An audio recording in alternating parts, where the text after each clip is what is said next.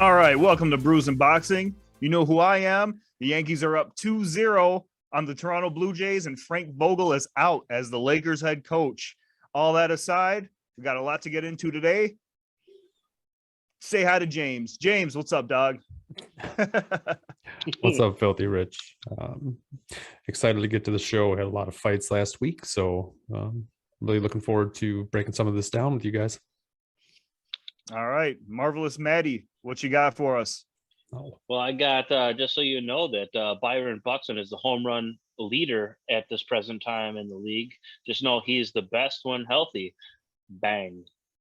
All right, I had enough of that. So let's crack open our brews. I'm gonna join you guys this week. Ta-da! Surprise! Oh my God! Called Bush Latte. It looks like. I think we're all on the same page today. Let's drink to that, boys. Cheers, boys.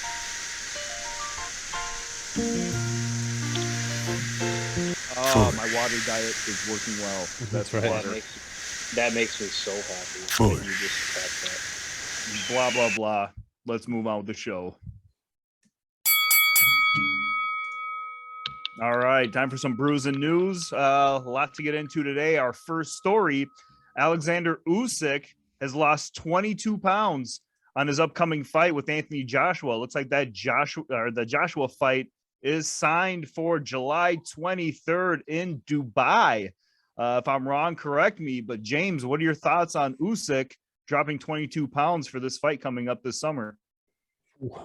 Well, this is big time news because Usyk is already a smaller heavyweight. Maybe not in the grand scheme of things, but against an Anthony Joshua, he's a smaller heavyweight. For him to lose 22 pounds, that's primarily going to be 22 pounds of muscle, because that's what you lose if you lose weight that fast. So this is going to be interesting. You're not going to be able to bulk that back up in 3 months. It's just not possible. So we'll see how much he actually gets back to it, if he can get back into the gym, and he has to hit the gym hard.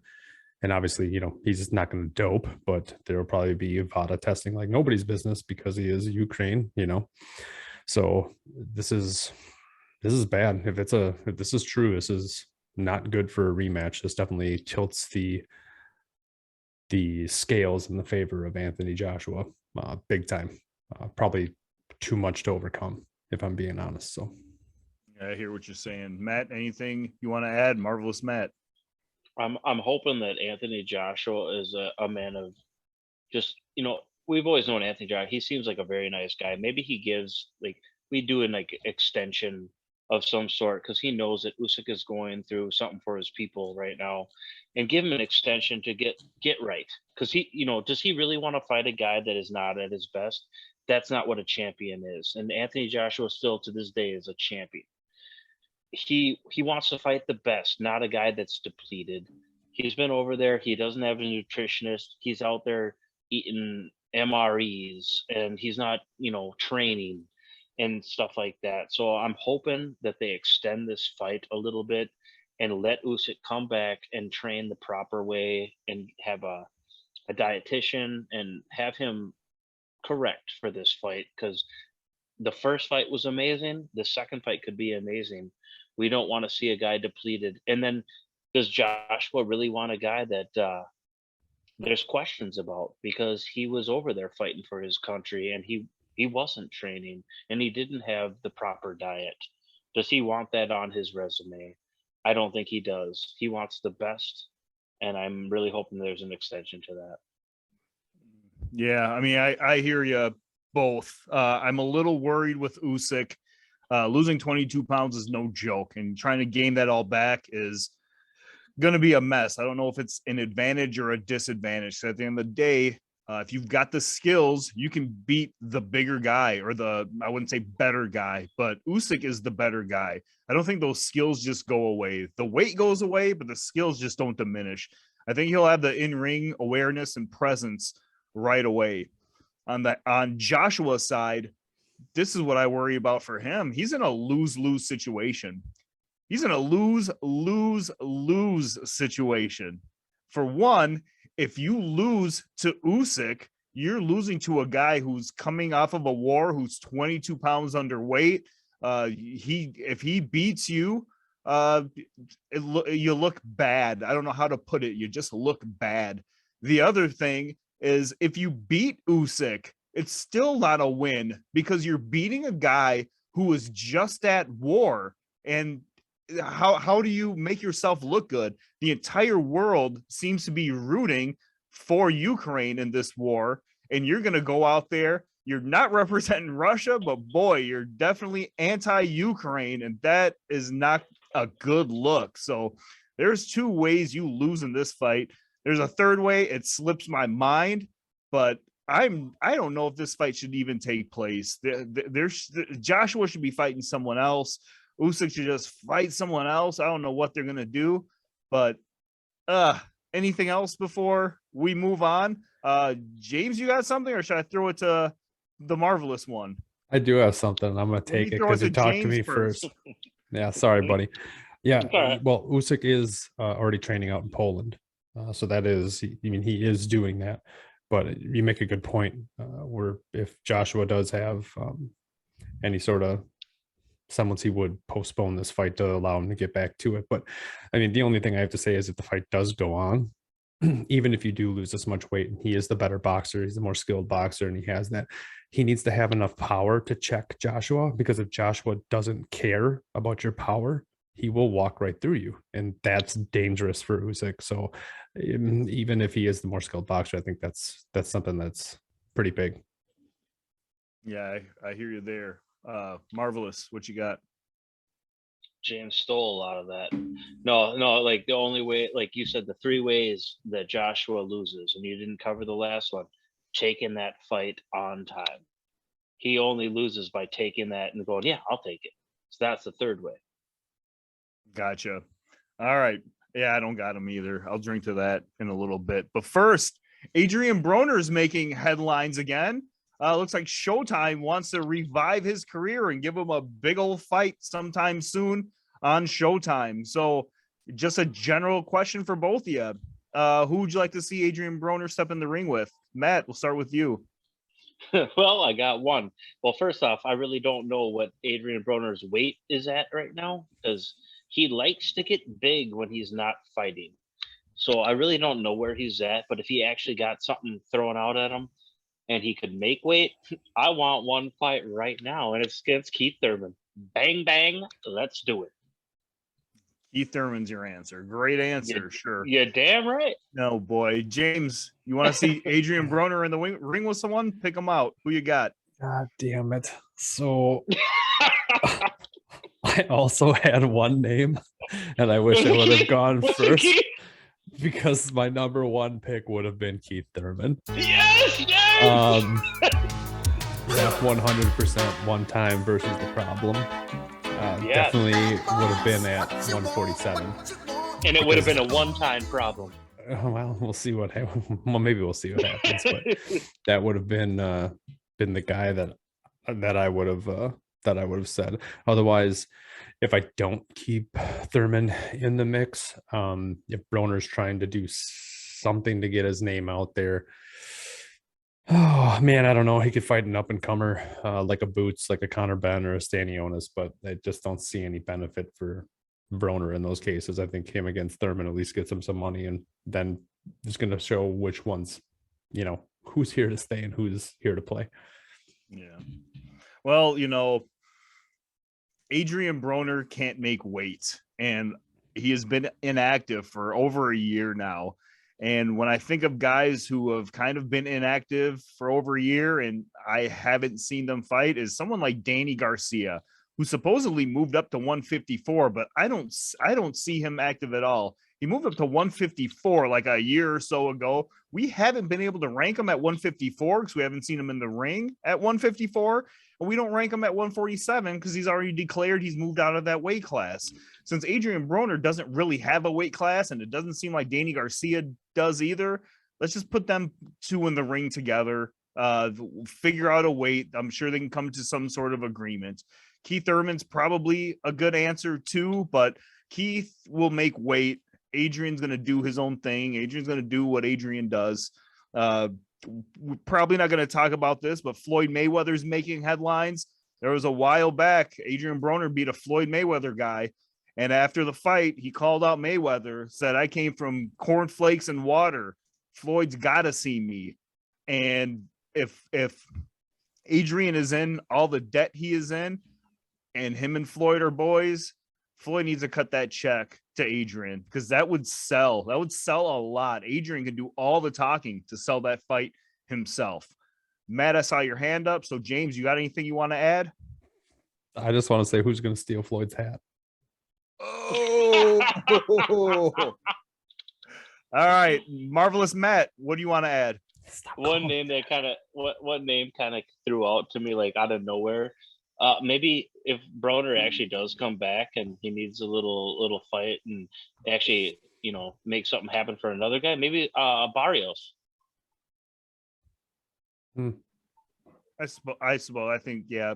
I think so. I think it's an easy win. I don't think it does anything for Barrios. I think it's an easy win for Broner. I don't think it does anything for Barrios. Doesn't even do anything for Adrian. Just keeps him active. But probably makes for a good fight, though. I'll give you that. Dude, I don't know. Barrios is still a name. I'm still a name. James is still a name. What you got, James? Anything else? Nah, that was it.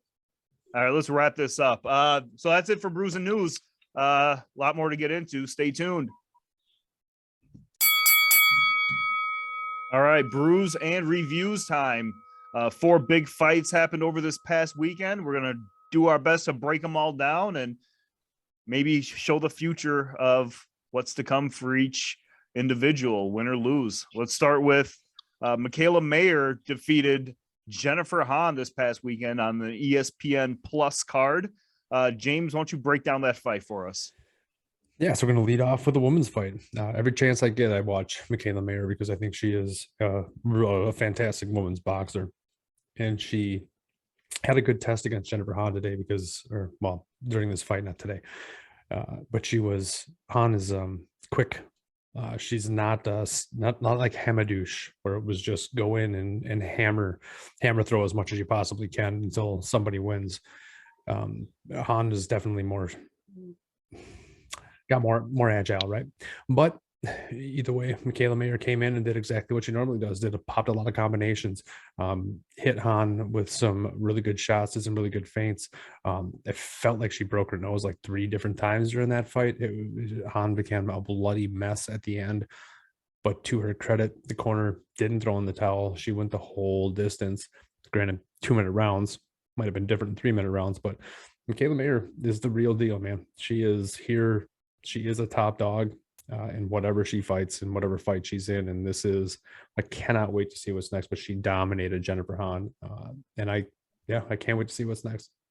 All right. Speaking of what's next, Marvelous Matty Bush, give us some suggestions, some names on who Michaela Mayer should fight next.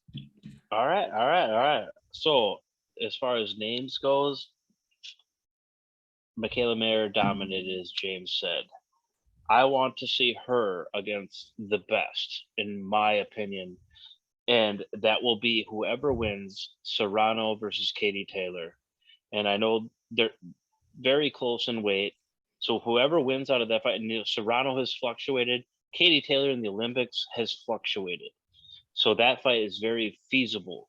So whoever wins that fight, why wouldn't we see Michaela Mayer against the winner of Serrano and Katie Taylor? And I think that would be an action-packed fight, regardless of who wins that other fight. Honestly, I think it would be amazing, and that'd be something I would tune in for.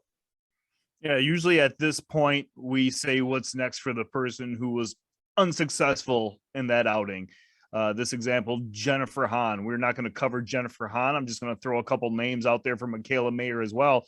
Alicia Baumgardner is also a title holder in this same division. I think that would be the next step for me. And while the Katie Taylor fight and Amanda Serrano fight goes down, the timing will match up pretty well. Just one last name I'll throw out there. Delphine Persoon is 39 years old, coming off of like 5 wins. This might be the time to attack. So I would maybe think about Delphine Persoon as well. So those are a few names for who's next for Michaela Mayer. Our next fight we're looking at is Ryan Garcia versus Emmanuel Tago. Matt, why don't you break this one down for us? All right. Well, so yeah, Ryan Garcia came back to the ring. The golden boy, as I like to call him, because he ain't the golden. Well, no, he's the golden child, not the golden boy. I'm sorry. I correct myself. Oscar De La Hoya was the golden boy. No, I'm sorry. I messed up. But I'm just saying, everyone wanted to see this guy, and you want to know something. What I seen in this fight, and I watched it, and you guys all know how I feel about Ryan Garcia. Yes, great fast hands, a lot of talent. But this kid, let's just say this. He fought a guy that was outsized. Ryan Garcia is a much bigger guy. And I watched a fight where he went survival mode. And Garcia could not end him, even after a knockdown early. This kid, Ryan Garcia, as much as everyone is high up on him, cannot cut off a ring. He's a flat-footed fighter. He slap punches. He throws punches like he's still punching the noodle when you're training. He's not trying to punch a real living man. And I'm gonna say this: this kid has a lot more work to do before he can even think about fighting anyone at contention at this weight division. He needs to fight 4 or 5 more times against guys like this guy that have no chance of knocking him out before he thinks about fighting again. All right. Well, look, me and James are going to disagree on that. But you got anything else you want to add to what it went to decision? Would you say it was a close fight? Did the judges get it right, wrong? What's going on? No. They got it right, but he's a flat-footed stand-up fighter that will get knocked out by anyone in that division. Got it. Anything else you want to add before I throw it to James on what's next for Emmanuel Tago? Just know I'm right. All right, James. We can mute him and throw it to you. What's next for Mr. Emmanuel Tago? Oh man, you weirdo. Emmanuel Tago. So here's the difference. This was at a catch weight of 139, right? So we need to figure out where Tago is actually going to fight at, right? So let's say he fights at 140 next. He wasn't crazy impressive, but he was quick enough, man. And he did have some good shots. If he fights at 140, I'd probably throw him 3 names in the mix. Subriel Martinez, Jose Pedraza, or the up-and-comer Gary Antoine Russell. I think he is dangerous enough to be a problem for people because obviously, like I said, he was supposed to not get knocked out by Ryan Garcia, but he didn't. So if he does drop down to 135, obviously he's definitely not worth any of the big name fights, in my opinion. But I got 3 names. I got Miguel Berchelt, if he actually fights again, Javier Fortuna, or, somebody's favorite, Jojo Diaz. So those are the guys that I got. I think this is, I think he showed something enough to get a bigger name fight at some point. So. Yeah, no, Jojo Diaz had some words about Ryan Garcia. We won't touch on that this week, but for Ryan Garcia, assuming he goes back to 135, which is like a stretch, the guy is already, what did he say about Usyk Cruz, about being a B-level fighter or something. Usyk Cruz is going to end your career. Usyk Cruz is fighting on the undercard of Spence and Ugas pretty soon against Gamboa. After he's done with Gamboa, the timelines match up pretty well. So if you want a piece of Ryan Garcia wants a piece of Usyk Cruz, I'd stay away, but let's try to make that happen. I know networks will get in the way on that one, as well as like Tank Davis. Tank Davis is another one. I think he thinks he can beat Tank Davis. I don't see it. I think because networks are getting in the way, this is a safeguard for Ryan Garcia, but the 13 million followers can't be wrong. They probably want to see you in the ring there too.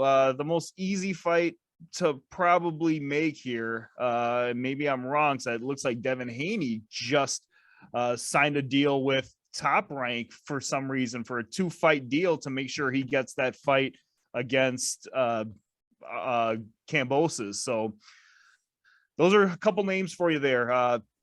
Tank Davis, Isaac Cruz, and I guess the winner of Devin Haney and Kambosos, preferably Devin Haney, would be the one I'd want to see win or lose. So now I will cover Fundora versus Lubin. Sebastian, look, what do you want before I cover this fight? Go ahead, Marvelous. Well, okay, Richie, you said the best thing I ever heard. Assuming. I like that. You're assuming that Ryan Garcia can box or ever will learn to box. He's horrible. I'm sorry. Wow, what?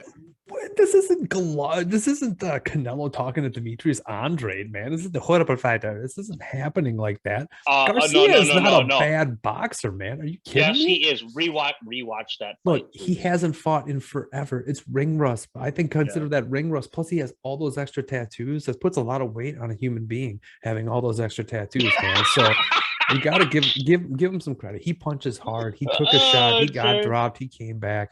I think you're being a little harsh there, but obviously we know Matty Bush's thoughts on Ryan Garcia. I just wanted to say that. I just want to make sure we said that. All right, I love you, James. That was good. All right. Have a seat, boys. I got Lubin and Fundora. Sebastian Fundora defeated Erickson Lubin on end of the 9th. Lubin didn't come out for the bell, I believe was the verdict. This was like an okay fight. It was, I want to say, very good. It was semi-action packed. It was kind of one-sided action packed. Lubin hit the deck with like 8 seconds to go in the second round. Got up for the 8 count. End of the round. Then I'd say in about the 7th round, I should even say leading up to the 7th round, to me, in my eyes, this was all Fundora. This is a 6'5" Fundora at full force, moving forward basically the entire fight and just nailing Lubin with everything he has. Did not run out of energy, nothing like that. Lubin had some retaliation, and at one point Lubin did get like the upper hand in like the 7th round. I think it was Sebastian Fundora took like a step back, and that is when Lubin just went in flurry. And eventually, Sebastian Fundora had to take a knee, and you can see him scream the F word out there. We don't know what that F word is on this show, but the after hours show we do. Then after that, it was all Fundora again. And at the end of the 9th round, Lubin's corner threw in the towel. Here's my only, it's not even controversy, but again, I had this all for Fundora. He may have lost a round, but even Steve Farhood had the round where Fundora was knocked down. He scored that a 10-9 round because Fundora controlled the entire round.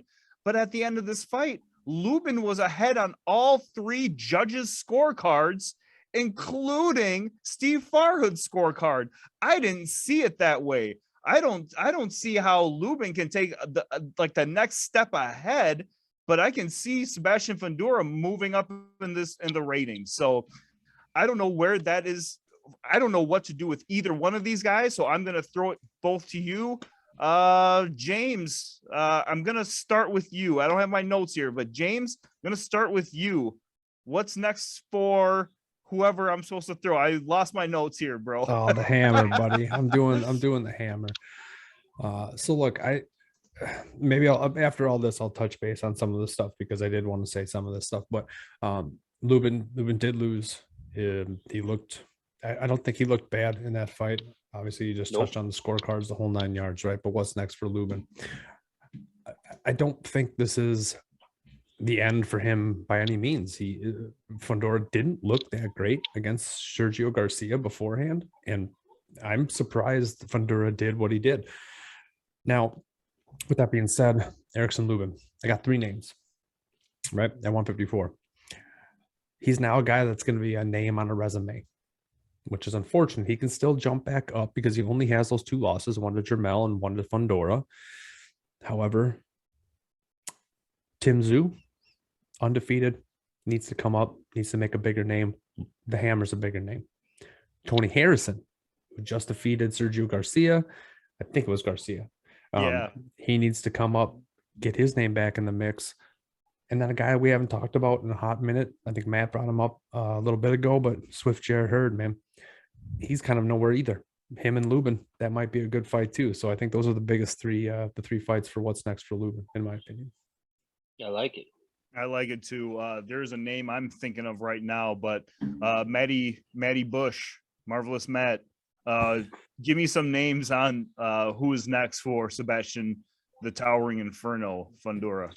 All right, for Fundora. Like, okay, first off, respect to Erickson Lubin for finishing that fight as much as he could with his face broken. I'm just gonna say that. No, I have ultimate respect for that man and his toughness. But for Fundora, and you know what, James touched on one name, and I'm gonna say the same name for Fundora. It's Tim Tszyu. It really is, because you want to know something. Fundora is still waiting for the main belt. And Tim Tszyu is still there hanging out, and I think that would be an action-packed fight. They both fight on the inside. You know, Fundora is, 6'6", 6'7". I don't even know how tall that man is. He could be 8 feet tall. 6'5.5", but nobody's counting. Yeah, but I'm just going to say they both fight on the inside. I think that would be an action-packed fight. And I did hear an interview with Fundora after the fight.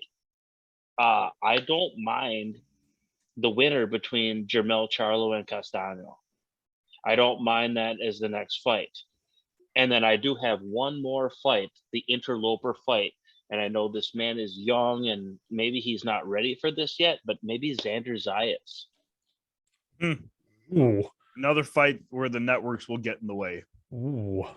Dude, Xander Zayas is a nasty little boy. I'll tell you that right now.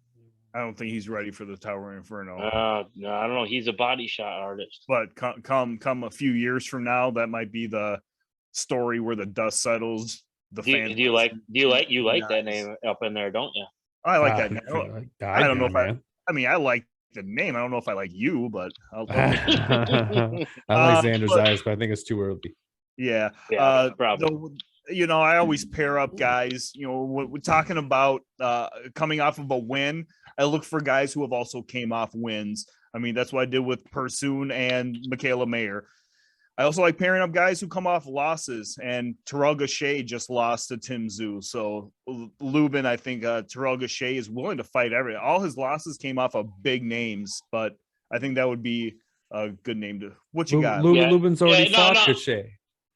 Did he already beat Gausha? Yeah. Yes. Let him fight again, man. They went 12 rounds when they fought. That's got to be right. Yeah. And they're obviously meant to be. Bring it on, Gausha, Lubin, the sequel.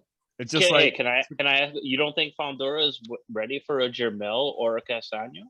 God, that is the talk of the town right now. I think those two are ranked number 1 and 2, and he is number 3. I need to see him beat someone bigger than. He could be. Look, Terence Crawford tweeted after the fight saying this guy is a walking cheat code. And he's getting retweets across the world right now. It is hard to beat someone like Sebastian Fundora. I think he could beat Charlo. I think he could beat Castaño. I think they can beat him too. It would make for a great fight. Tell you that much. I personally think that James is champing at the bit here. What you got? Go ahead. You personally think what? There, I personally think Jermell Charlo would be a harder fight for Fundora. But brilliant. Let James have it. All right, let me edit that out real quick. Brilliant. All right, should we move on to? Go ahead, James. No, I got one thing, man. You said that this was a pretty lopsided fight. I think this is actually fight of the year right now. I think we just talked about fight of the year. I think this is. This is the lead for fight of the year because it was all action. All right. I don't understand why Fundora doesn't fight at length at all. You don't get no shot. He doesn't know why he doesn't. I want to ask you. Shut. Oh my God, can't. I'm all you about 2 seconds. I just want to say that Fundora, everybody kept saying during this whole fight that Fundura's best shot is his uppercut. Well, no crap, his uppercut is his best shot. He's 6'5". If you got a guy that's 5'9", what other shot do you have, man? It's an uppercut. If you're not using your jab or a hook, you have an uppercut, and that's all you have. What you got, Marv? I wanted to get into a little conversation about it. Because as fight of the year candidates go, yes, it was beautiful. Do you think it's better than Laywood Conlon? No. I don't know, man. It's up there, man. They had 2 knockdowns. I mean, they both had knockdowns. This one with the distance. I mean, the only thing that sucked was that Lubin threw in the towel. That's the only thing that sucked. But you saw his face, and that was controversy. I don't even know if we want to talk about that with the loaded gloves and all that stuff. I'm sorry, Rich. I know you're getting all, that's you're getting, much of a malarkey. Loaded gloves, come on. I don't know about what's loaded gloves. Where are we hearing loaded gloves from? Oh, that was a Multiple rumor. sources. A rumor is floating around that Fundora had loaded gloves. That's why No Lubin's face way. looked like that. Yeah. It's uncredited, so who knows? It's probably bullshit. It's very uncredited, and there was no testing for this fight either. So wow. Okay. Okay. Let's try to pretend. I don't know. Let's pretend this was a legitimate fight and everything went by the books. If you watched, I believe it was Rockman versus, was it Lennox Lewis or Lennox? I think it was Lennox Lewis, where Lennox Lewis gave him that big knot. You're talking Hasim Rockman. Yep. But that was Lennox Lewis fight, right? Yeah, but that was Lennox Lewis. It was Lennox and Hasim Rockman gave him like a hammerhead shark looking thing, like Carmen Basilio got from Sugar Ray Robinson. This was the same thing Lubin had in his, like, right between his eyes. I mean, he looked bludgeoned. He did not look good. And if judges had him winning this fight and this corner still threw in the towel, that should tell you all you need to know. Now, if you want to say this is a fight of the year, like a candidate, yeah, but man, there is something about Laywood and Mick Conlon that I don't know, like that was even to me. That fight, you could score that thing even through all 12 rounds. This fight, I just saw Sebastian just destroying Lubin. With Lubin, he had no options. He's 5'9". His like trying to reach the guy's face is only coming up to the chest. Go ahead, James. Okay, this is all I gotta say. All right, one, you said it all for why this is fight of the year, because everybody had Lubin winning and Fundora was able to get Lubin's corner to throw in the towel. 2, this is just like our intro. This is Little Mac against every single person he fights in Mike Tyson's Punch Out. All right, this is exactly how that is. He is a cheat code. It's not fair. It's gross. All right, let me throw this one last thing before we move on to Golovkin, the Golovkin Murata fight. You guys want to see a rematch? Yes. I do not know.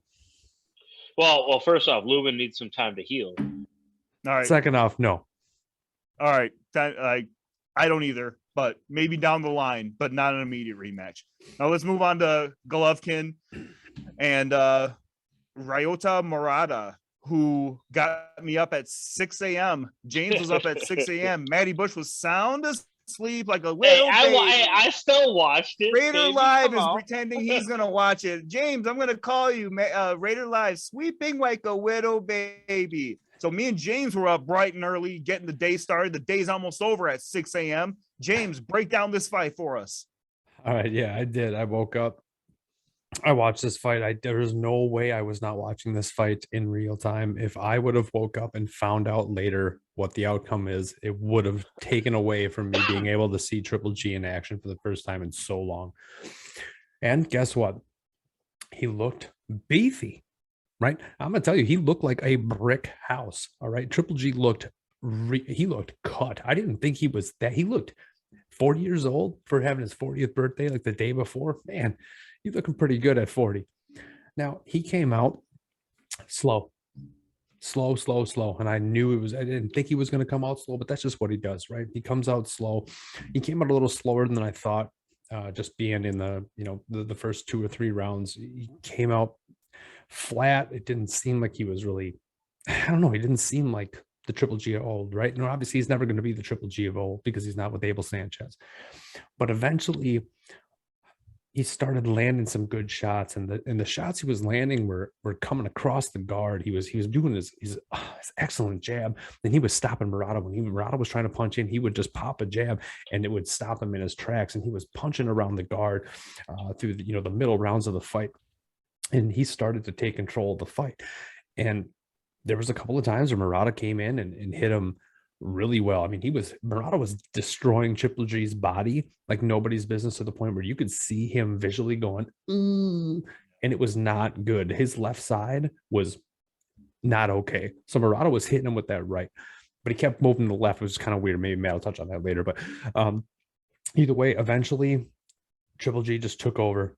He started to utilize that straight, stop Murata in his tracks, started to walk him down, started to punch around the guard, hitting those body shots. And at one point, the tide turning shot was a right hook around the guard to his jaw, where it spit his mouthpiece so far out, 100%.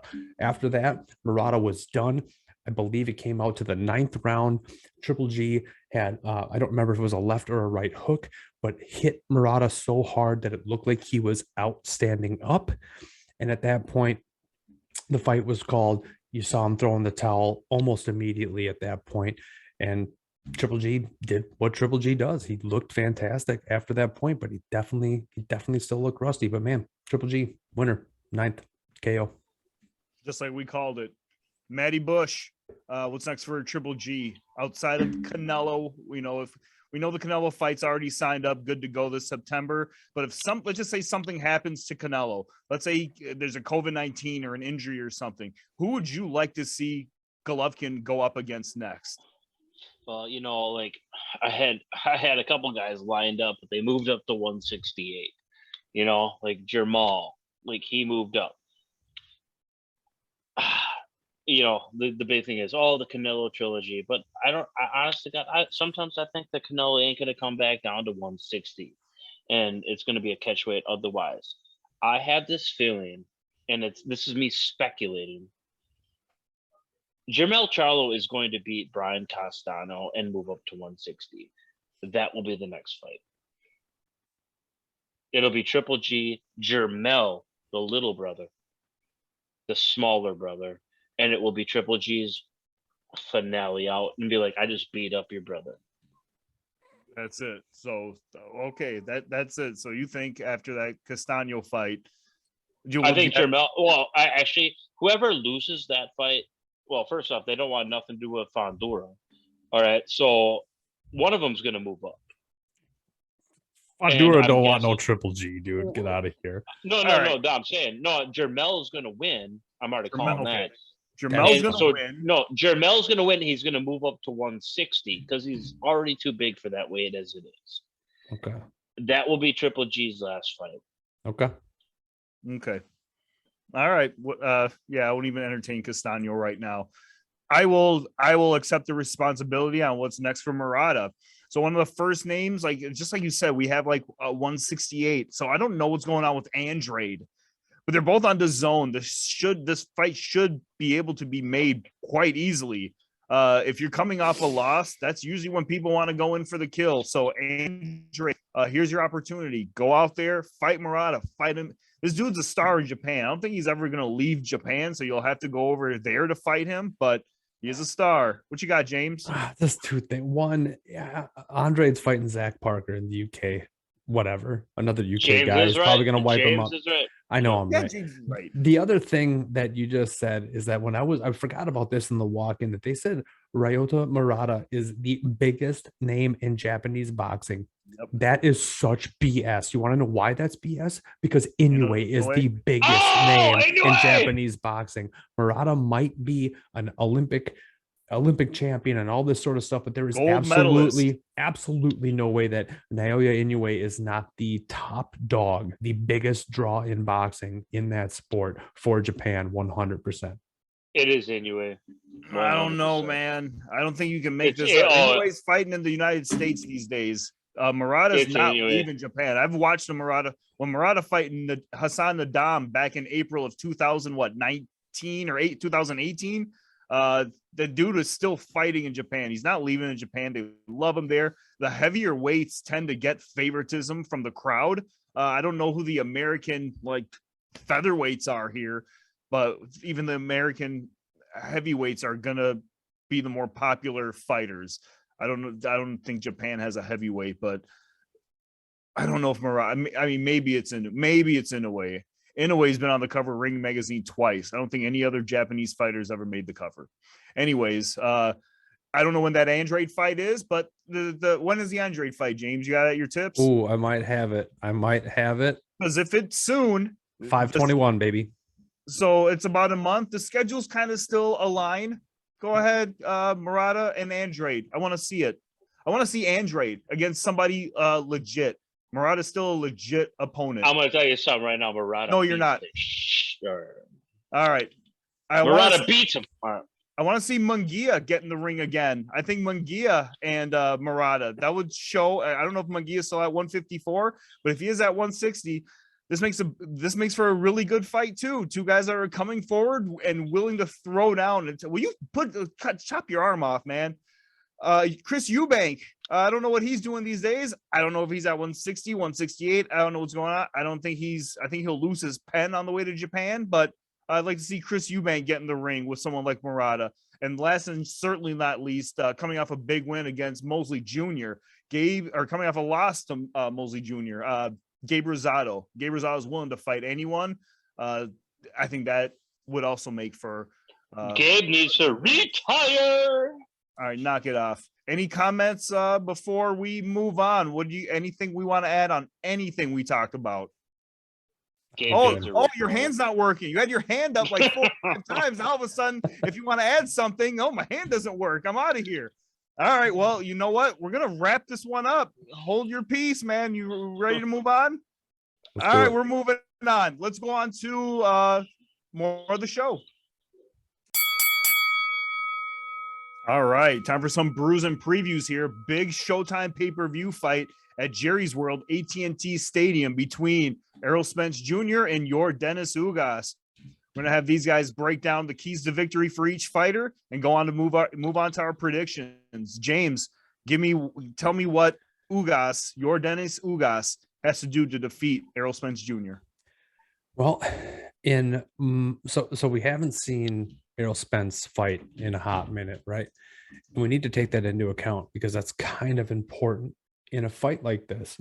I watched Ugas take out Manny Pacquiao, regardless as Manny Bush going to say his legs are gone. He's so old, his legs are gone. They all lose their legs. I don't care about that. All right.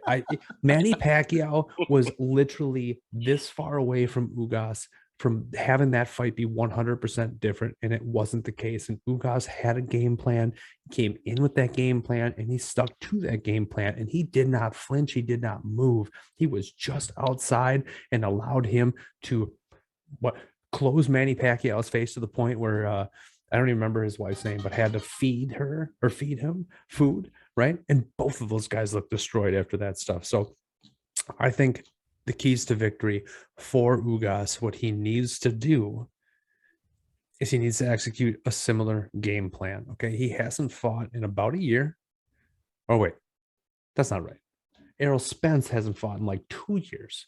Yeah. Right. It's been a hot minute. Is this his first fight since his crash? Yes, it is. All he needs to do is execute that game plan. If he does the same, Dennis Ugas needs to fight the exact same way he fought against Manny Pacquiao. If he stands his ground and he picks his shots and he stays just outside of range, and I mean just outside of range, I think Ugas has a really good chance at taking this away from the truth, and that's the truth, in my opinion. Yeah, James dropping truth bombs all over the place. Matty Bush, you got some truth bombs you'd like to drop? Tell us how Errol Spence is going to win this fight. Keys to victory. Go ahead. First key to victory.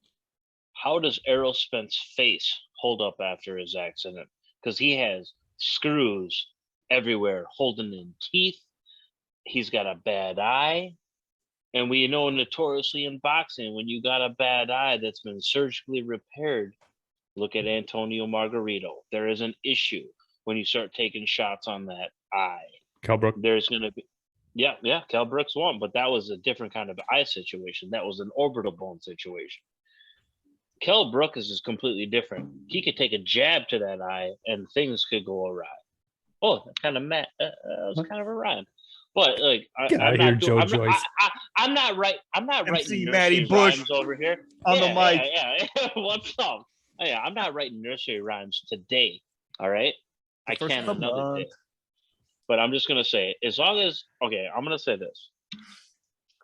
Errol Spence Ugas, as long as everything holds up for Errol Spence's face and eye they're all broken. Everything has been broken in his face.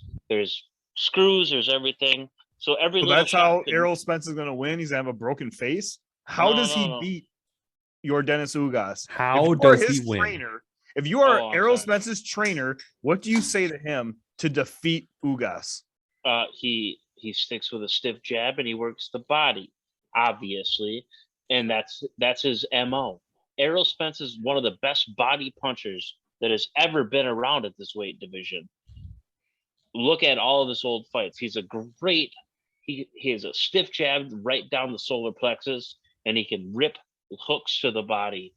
Errol Spence is a very talented fighter. As long as he has his defense up, he can do work to Ugas.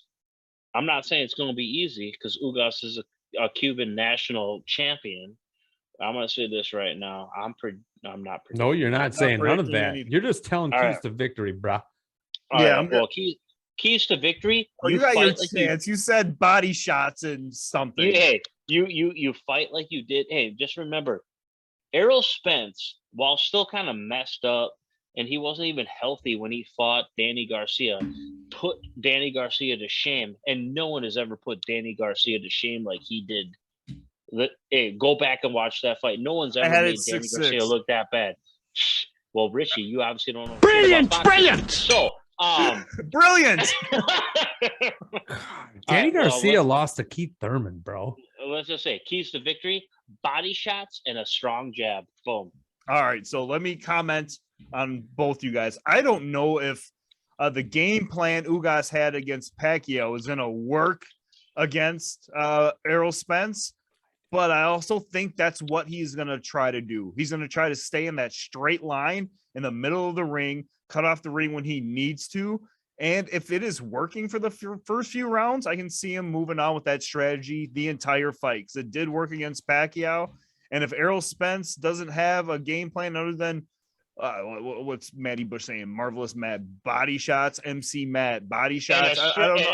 I don't. And a beautiful straight jab. I don't know. I don't know how you execute that against a guy who like in Ugas whose defense is immaculate. So I think it'll still be a good fight. I don't think Matty Bush is in the promotion business because I ain't buying what he's selling right now. So You don't get, on hey, that Ugas note, don't you got a shut your footwork. mouth, boy. You Shut shut. it. All right. On that note, we're gonna move on to predict. Unless James wants to chew him out for a little bit, No, can- you. we're gonna move on to predictions. Judge, we'll start with you. Who you got? All right. Are you about 2 seconds away from being muted up there? All right. All right. I'm Smoking sorry, Joe I'm sorry, Fraser. I'm Stop sorry, I'm talking. sorry, Stop I'm talking. sorry. Stop saying sorry. Oh my God. Okay. Predictions. What do we got? Ugas has been more active. This is Errol Spence's first fight back from his accident. Not an easy fight to take. AT&T Stadium. His last fight was at AT&T Stadium. He's had a previous fight at AT&T Stadium. As much as I hate it, I'm probably going to side with Errol Spence. Errol Spence has got the bigger reach advantage. He's taller. I think he does have the skills. Ugas is going to pose a problem, and I don't think anybody knocks anybody out in this fight. I think this is just going to be a work fest. Whoever works more is going to get this. It's going to get this cash, and I think it's going to end up being. I think it's going to be as close to me as a split decision for Errol Spence, and that's the truth. Oh, he topped it off well.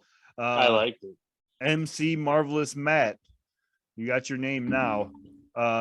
Give us a prediction. Who wins Well, on Saturday? first off, F you, James, because it's the same prediction I was going to say. I didn't have it all eloquently put with the truth at the end.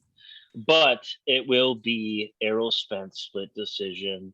The only reason I say that because I think it could be a fight either way, honestly. But has Ugas ever gotten a decision his way when it really mattered? No. And now that Errol Spence is fighting in his home area, yeah, split decision, Errol Spence. Gosh, this is tough. Because it's at AT&T Stadium, and we know how boxing works. We know how judges like to be on phones and whatnot. I don't know who the referee of this fight is. Look, I think what I am going to see is Ugas executing a perfect game plan. Now, is it enough to win over the judges? That is debatable. On my scorecard, I just have this feeling I'm going to have Ugas winning on the scorecards, probably by a round or two. So maybe 7-5, 8-4, something like that. 113, 115, something like that. I think that's what my scorecard would say. Rule number one on betting on boxing, you don't bet on boxing. I think they're gonna somehow get Errol Spence to win this because it's a nice little comeback story, and America loves the comeback story of the guy who came back and did this. So I might chop off some arms next show, but what you got one last time? I just want to ask the question. Do you think Ugas has got the legs to stay away from body shots from Errol Spence?